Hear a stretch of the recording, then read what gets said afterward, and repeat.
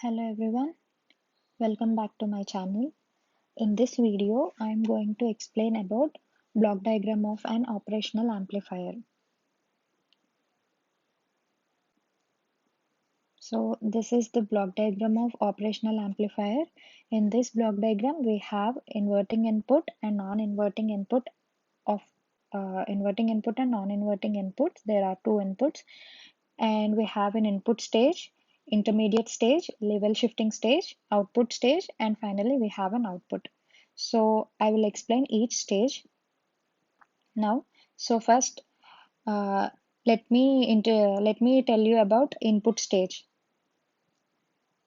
So, but first, let me explain operational amplifier. As we know, it is a differential amplifier. So that means it will amplify the voltage which is differentially present between its input terminal.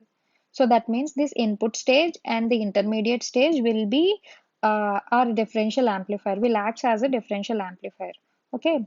So first, let us discuss about this input stage. So the input stage is a dual input balanced output differential amplifier. So here the two inputs are inverting and non-inverting input terminals.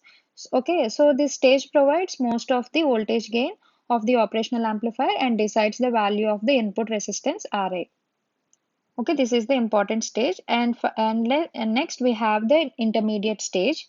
So this stage is usually another differential amplifier, which because the input stage it derives this stage from the input stage, it derives the intermediate stage.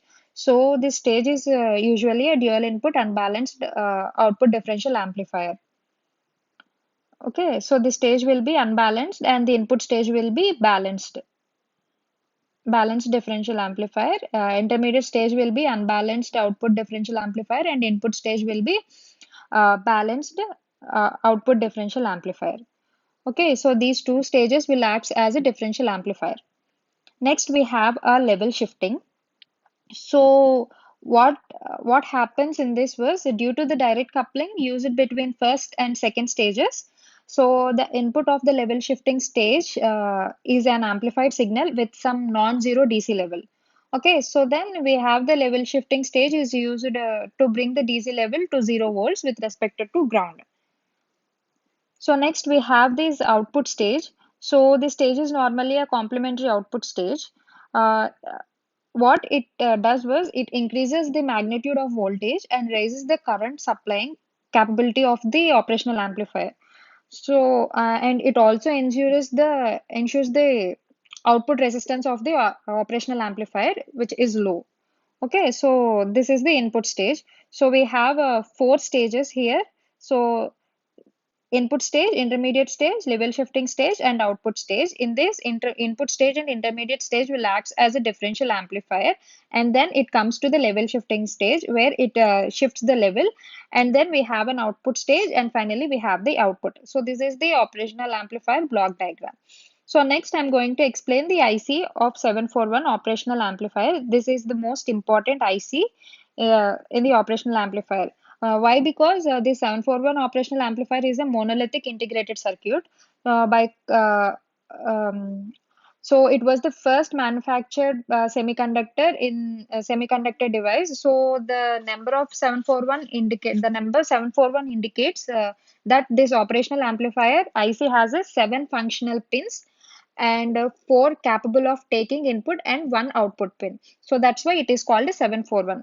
I repeated, I repeat, I repeat, why it's 741 because the IC has a 7 functional pins and 4 pins are capable of taking input and one out pin. So that is why it is called a 741. So that's why the number indicates the 741 operational amplifier. So here we have in this IC 741 operational amplifier, it provides high voltage gain and can be operated over a wide range of voltages, which makes use for the integrators, summing amplifiers, and general feedback applications also. So it features short circuit protection, and internal frequency circuits, we have to internal frequency circuits also built in. So this operational amplifier comes in these three factors, which are uh, the first one is the 8-pin dual inline package, and the second one was the two 5 to 8 metal can packages. So why it is called as a 5 to 8? Because it has 5 pins or 8 pins, so that is why it is called two 5 to 8 metal can package. And thirdly, we have the flat pin package. So these 741 operational amplifier can comes in these three different packages. So this is the pin description for the 741 operational amplifier. As we see, we have this two 5 to 8 741 and also the dual inline package 741 operational amplifier. So these are the pin descriptions for both for both 741 operational amplifiers. So here the first pin will be, so these are the pins. So first pin will be a non-offset null. So here the first pin will be the offset null, and the second pin will be the inverting input. Third pin will be the non-inverting input. So here fourth one will be voltage negative supply, and fifth pin will be offset null. Sixth pin will be output. Seventh pin will be positive voltage, and eighth pin will be not connected. So these are the 8 pins which we seen in this 741 operational amplifiers. So let me discuss about these pins briefly. So for the first and the fifth pin, we have the offset null, which because it has a high gain provided by the operational amplifier. So even slight differences in the voltages at the inverting and non-inverting inputs caused due to in irregularities in the manufacturing process or any disturbances. So the it comes in the output, it influences the output. So to nullify this effect, an offset voltage can be applied at the pin 1 and pin 5. And so that is why these two pins will be an offset null. So next, second pin and the third pin will be the input pins we have. So these two pins will be input pins. So then, so that we have an inverting pin, inverting input pin, and the non-inverting input pin. So both pin 2 and pin 3 will be acts as an input pins. So here pin 2 is will be acts as a here pin 2 will act as an inverting input pin, and the pin 3 will be non-inverting input pin. And if the voltage at pin 2 is greater than the voltage at pin 3, which means the voltage at the inverting input is higher, the output signal stays low. Similarly, if the voltage at the pin 3 is greater than the voltage at the pin 2, then the voltage at non-inverting input is high and the output goes high. Okay, next we have the pin 4, which is pin 4 and pin 7 will be our voltage terminals, I mean power supply. So pin 7 is the positive voltage supply terminal, and pin 4 will be the negative voltage supply terminal. So here the 741 IC power for its operations for these pins. So the voltage between these two pins can be anywhere between 5 volts and 18 volts. So next we have the output pin, which will be pin 6. So this is the output for the IC741. So the voltage at this pin depends on the signals at the input pins and the feedback mechanism used. So if the output is said to be high, it means the voltage at the output is equal to the positive supply voltage. If the output is said to be low, it means the voltage at the output is equal to the negative supply voltage. Okay. So next we have the pin 8, which is not connected to any circuit inside the 741. So that is why we call it as an NC. So it's just a dummy LED used to fill the void space in standard of 8-pin packages. So this pin is just like to use a dummy. So these are the 8 pins which we seen here. So next, let us discuss about the specifications of this 741 operational amplifier. So we have a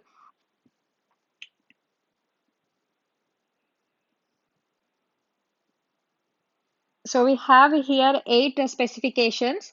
So in this, let us discuss each one briefly. So first one we have a power supply. So in power supply we have to require a maximum we have to require a minimum voltage of 5 volts and it can stand up to 18 volts. So next when we have input impedance, input impedance is about 2 mega ohms and output impedance will be 75 ohms. So voltage gain it will be about 200,000 for low frequencies and maximum output current will be 20 milliamps and recommended output load will be greater than 2 kilo ohms and input offset will be ranges between 2 millivolts to 6 millivolts and slew rate will be zero point 0.5 volts microsecond. Okay, so these are the specifications for the 741 operational amplifier. Now let us discuss about the applications which we used by using the 741. What are these are the applications. So 741 will be used in amplifiers, computational rectifiers, oscillators, comparators, and converters of A to D and D to A. So in amplifiers, 741 IC is the mostly used to amplify signals to vary frequencies ranging from DC to higher radio frequencies. So it is also used in frequencies selective amplifiers, which filter out signals of unwanted frequencies. Okay, by for the computational, many electronic circuits that perform mathematical operations like integration, differentiation, um, uh, additions. So by using this 741 operational amplifier, we can perform mathematical operations. In rectifier, so ordinary diodes used in rectifiers have voltage drop across them, so which makes it unsuitable for high accuracy signal rectifiers. So the 741 IC can be configured to perform as an ideal diode. That means with no voltage drop at all and can be used in rectifier circuits also. So coming next, we have oscillators. So this operational amplifier 741 IC is used as an oscillator in function generators to create different output waveforms like a sinusoidal, square, triangular, etc. So it is also used in pulse width modulators like PWM generators also. In comparators, these 741 IC can be used to compare voltage signals and determine if they are almost of the same voltage. So this can be used in voltage regulators and as well as in single comparators also. And next we have a converters, A to D converter and D to A converter. So the 741 operational amplifier can be used to create digital to analog converters that take a digital binary input from computers or microcontrollers and create a corresponding analog signal. Similarly, it can also be used in analog to digital circuits. So these are the applications for the 741 operational amplifier. So this is for the today's video. Thank you.